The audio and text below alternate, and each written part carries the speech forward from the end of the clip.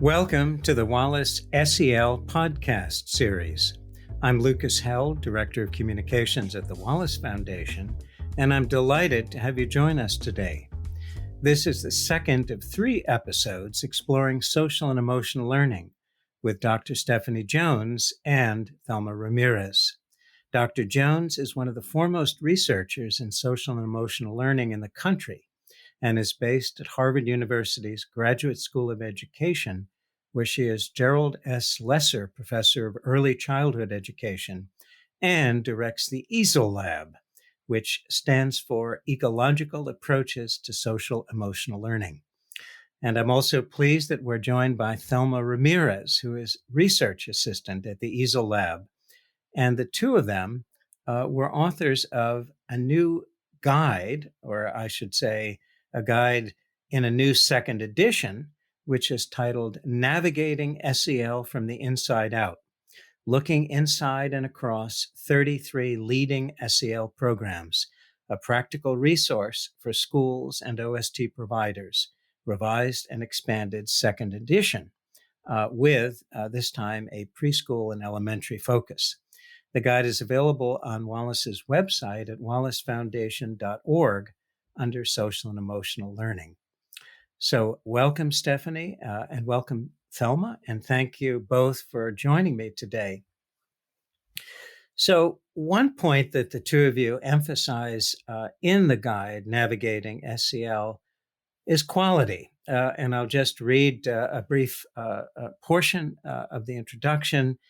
You write, quote, "There is a strong body of evidence to suggest that school-based pre-K and elementary school SEL programs and SEL-related programming in after-school settings are making a meaningful difference in children's lives. However, even among the highest quality evidence-based approaches to SEL, implementation plays a critical role in program impact and effectiveness. Multiple studies indicate that high-quality implementation is positively associated with better student outcomes." And you added, moreover, that inconsistent, ineffective, or disorganized approaches to SEL may lead to less powerful results or even negatively impact staff morale and student engagement. So with that kind of as a jumping off point, tell us a bit more, Stephanie, about why quality matters and what it means. Thank you for having us.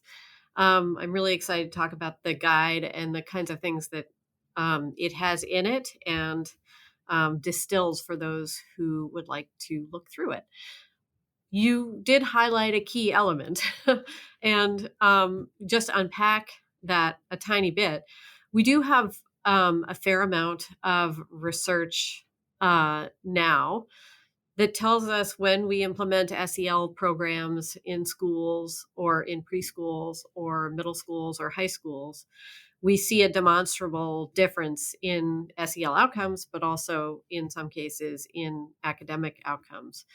In nearly every study, there is clear evidence that when programs are implemented in the way they were designed to be implemented, so with fidelity, and in greater doses, so with more kind of touch points with those in the school, kids and adults, the impacts are greater. This is not new to SEL. This is something that we see in educational reforms and interventions of different types across learning domains.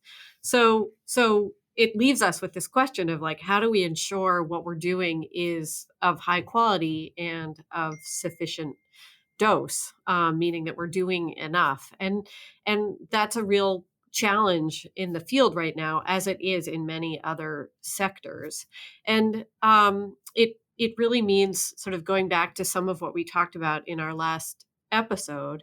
It means building buy-in among those who are participating. So bringing along those who are really going to be engaged in the work and building the buy-in of educators and other staff in the school, parents, community members, leadership. So really building everyone's commitment to doing the work, being clear and honest and real about the time. Like making sure there is the time available for those who are enacting SEL curricula or strategies or supports, giving them the real time to do it. So, and do it well.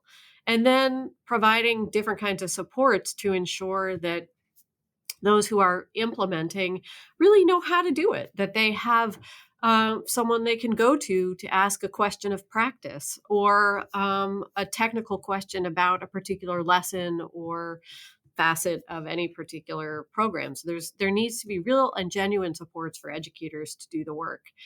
I would say a fourth thing is that we need to get a little more innovative about in how we design SEL practices for schools and other settings. And I think we've followed one kind of model for a long time, which is scope and sequenced curricula. And our guide really goes deep inside many of those wonderful curricula. We need those, but we also need other kinds of options that allow educators to,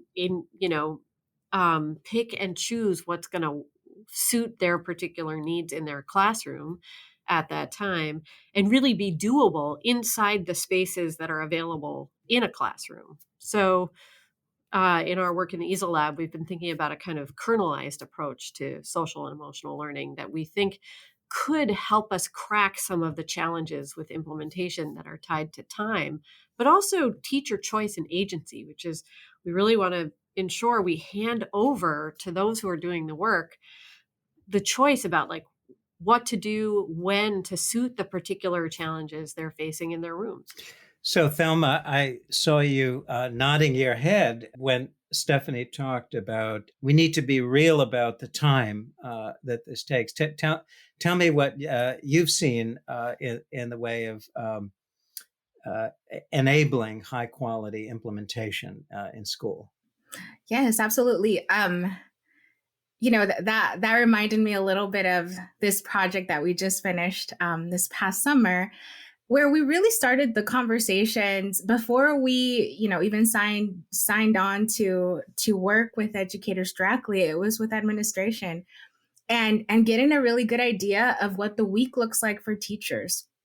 And what are the expectations for teachers? So we were part of the professional development for teachers for what they would be doing for the entire summer. We wanted to have a good idea of, what is already expected of our teachers? How can we make it a little bit easier to incorporate what we're thinking or, some of our ideas around SEL into what's already happening in their school day? And really outlining times, saying, we'd love to have, 30 minutes on a weekly basis during the staff meeting be dedicated to some of these topics that we're going to be working with teachers on. And so we found that in that time that was guarded throughout the week, that is when we saw so much, from our teachers. So after, beyond that 30 minutes that we had on a weekly basis with teachers, it was really hit or miss. Some teachers found ways to carve out time, but other teachers just had a lot going on, and that's absolutely understandable. And we were able to present that information and that data back to the school leaders to show, thank you for letting us have those 30 minutes on a weekly basis. This is what came out of it. Obviously, we would have loved to have more time, but I think those little nuggets that we're able to show from even just the summer programming made a big difference to administrators and leaders. And, they were able to see how valuable it was to dedicate time on a weekly basis to some of this. Stephanie, do you think that education research has paid enough attention to the quality and feasibility of implementation of programs? Yes and no. There's lots of data. We have a whole bunch in our lab. Thelma's chuckling because we have a lot of data, and many folks who do research in social emotional learning and in education have these data sets. And there's the part that's about the impact, and then there's the part about what actually happened. And we often spend a lot of time over here on the impact, and we haven't really distilled or mined the sort of what happened kinds of data to a sufficient degree. I think there's a real opportunity actually to build a sort of a parallel knowledge base about these questions, about how much needs to be implemented, when are the times of day that really are the most effective for adults and for children, and are there components or active ingredients of programs that are consistent across programs that we might leverage and ensure are implemented, and then allow other things to be adapted in the moment. So there's all this information that we have hypotheses about and we actively work on them, but we don't yet have this kind of deep and rich knowledge base about those things quite yet. Thelma, as you've been in the schools and watching, what are teachers telling you about, in addition to the 30-minute chunks that you spent with them, what are teachers telling you about what makes a program feasible to carry out? That's a really great question. So I think one of the things that's really great about all of the projects that we work on with teachers is we always have focus groups at the end of whatever it is that we, whether it's an intervention or we introduce them to the kernels, we always have focus groups to open up the space and to hear from teachers. And, it's interesting because we don't, a lot of teachers immediately want to get to how can I help my students do X, Y, Z, and they're very student focused and student centered, which makes a lot of sense. I mean, that is why they've dedicated their lives to the education of children. And so I think whenever there is time and effort put into their own development, whether it's understanding what social and emotional learning is. I mean, they know the practices, they do them. Maybe they don't know them as the term social and emotional learning, whether it's just understanding more about what social and emotional learning is and the research behind it, or even developing their own skills. When there's time dedicated to that, it's just so powerful. And it's really lovely to hear from teachers how grateful they are to their administration for even setting aside time during, a PD, a professional development week, or whatever it is. It's always so surprising, and also at the same time not. I think when I think back on my training, we had plenty of stuff around, how to help with reading and all of these other topics, but I can't think of, one session that was around social and emotional learning or life skills or whatever it is that we want to call it. So, I think just dedicating time, starting somewhere, is so important, and it means a lot to teachers. Well, it's really interesting, and I just want to connect that to another piece of research Wallace has invested in about effective principles.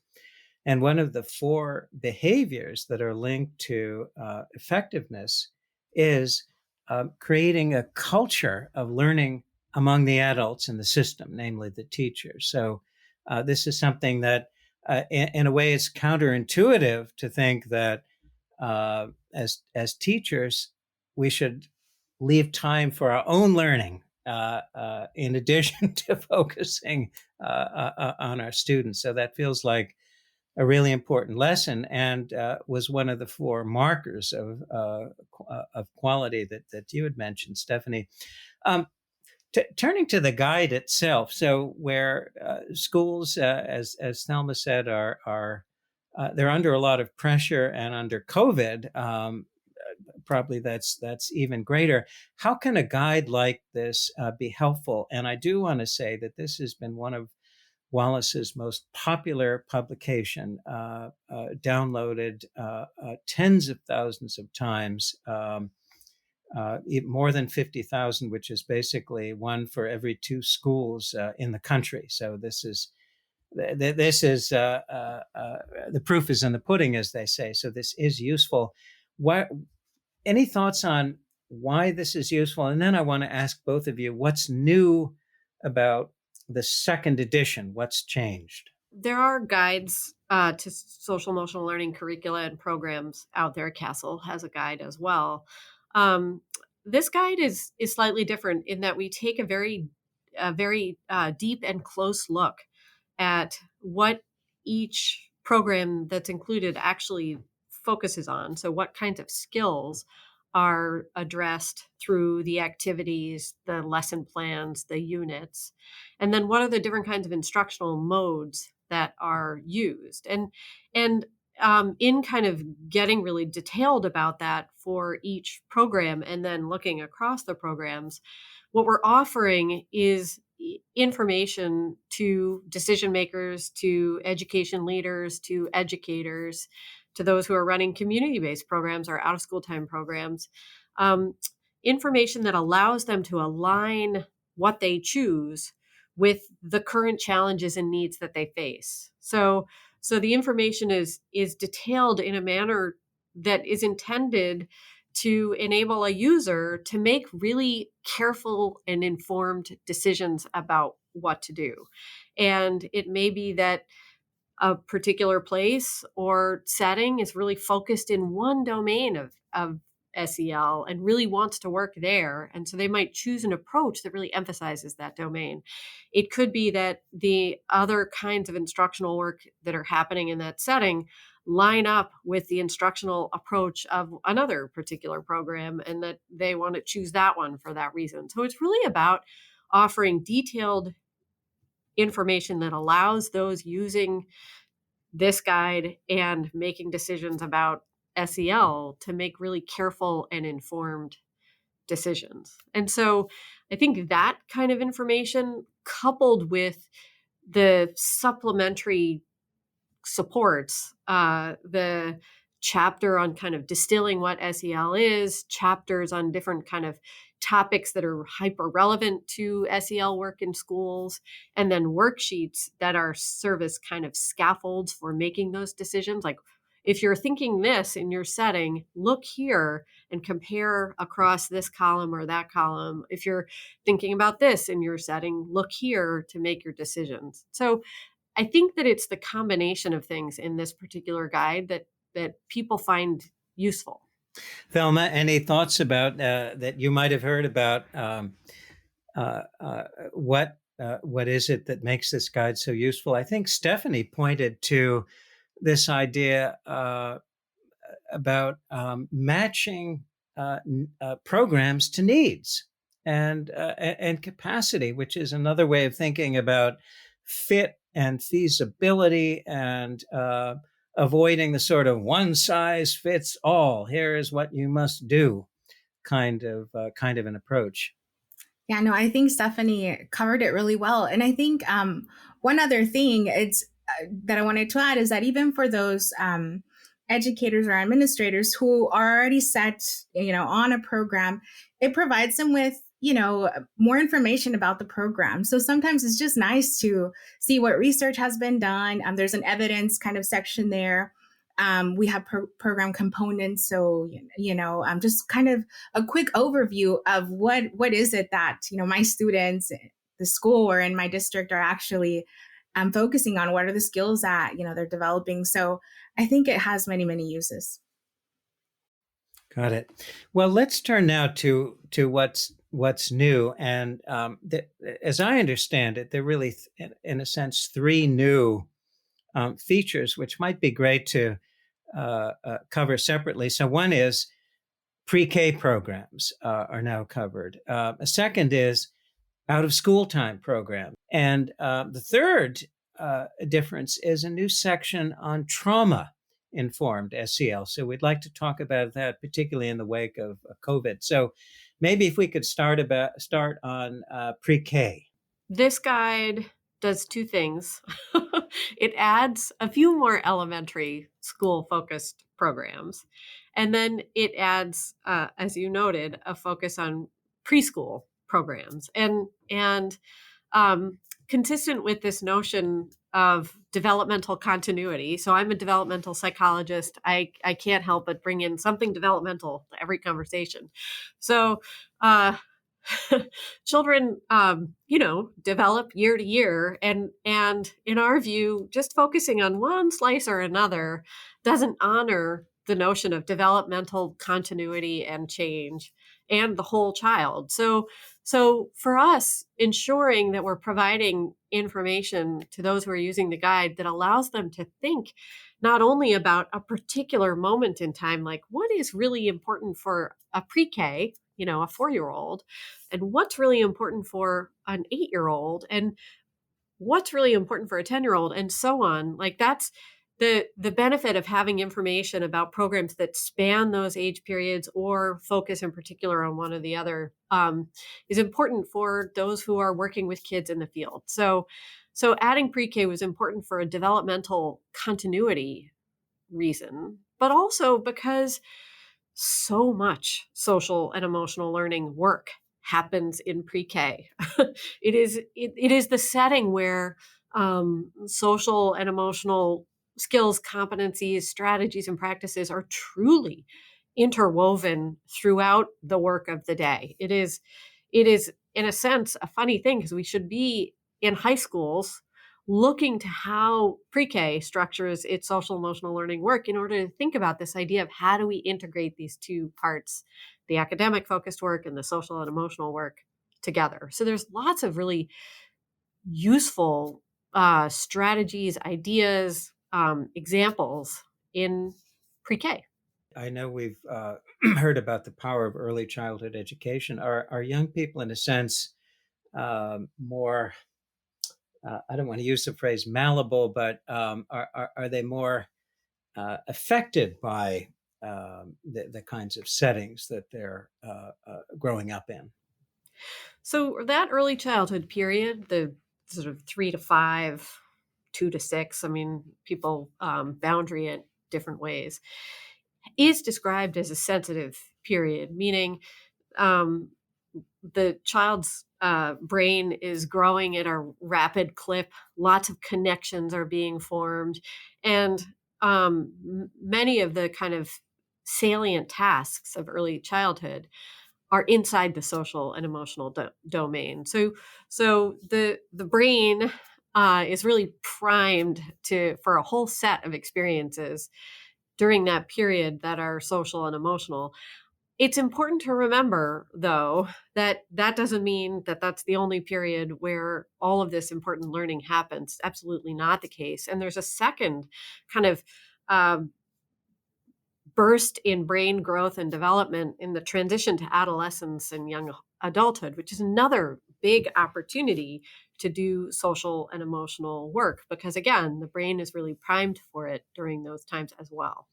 That's terrific perspective. So let me turn to OST, which is a new section. So what are unique challenges and opportunities associated with thinking about SEL in this out of school time space? So in school and out of school time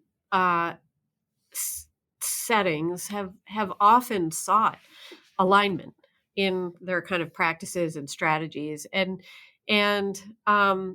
there's a lot of work that happens in out of school time that is specific to young people's deep held interests. So in out of school time, there's often lots of opportunities for music, art, sport, and all of these other kinds of things that engage children and youth. And there's also been an interest in seeing how social and emotional learning and supports can be found inside of those settings and aligned with the work that's happening in schools. And I might add that the Wallace Foundation has been a leader in really thinking about how to build that alignment between the work that's happening in schools and the opportunities and experiences kids are having in out of school time. One kind of pretty consistent finding in the world of research on programs and strategies in educational settings is that when you experience the same things, even if you experience them in different ways, in different settings of development in the classroom and on the sports field, you tend to have better outcomes than if you're only experiencing that thing in one setting. And so there's a real opportunity to build bridges for kids between their in-school experiences and their out-of-school experiences. The kid is the same. the setting is different, but we can align their experiences across the two. So some real opportunities for bridge building, but some challenges as well. And we know the OST sector is underfunded. Well, let's close by the other element that's new here, which is a focus on trauma informed practice. Tell us a little bit about what you recommend in that domain. So we included a chapter in this new guide on the intersections between work in social emotional learning and trauma informed practice in schools, and the reason we did that is that there is, underneath it all, a fair amount of similarity between those approaches, and social emotional learning is often recommended as part of a suite of supports that are intended to support children and adults who have been exposed to trauma. And so we basically kind of distilled the intersections between these fields and highlighted where there are overlaps and where there are differences. And really, the bottom line, when you look at the two together, is helping educators be ready for or be open to the signals that children might be expressing when they have been exposed to adversity or trauma, and they're coming out in their behavior or in their interactions in the classroom. And part of that is about being ready to see what's happening, and the other part is being ready for what can be quite intense for children and adults in the classroom. And then so that's a sort of set of ideas that came out in this chapter, which is support adults and help them get ready.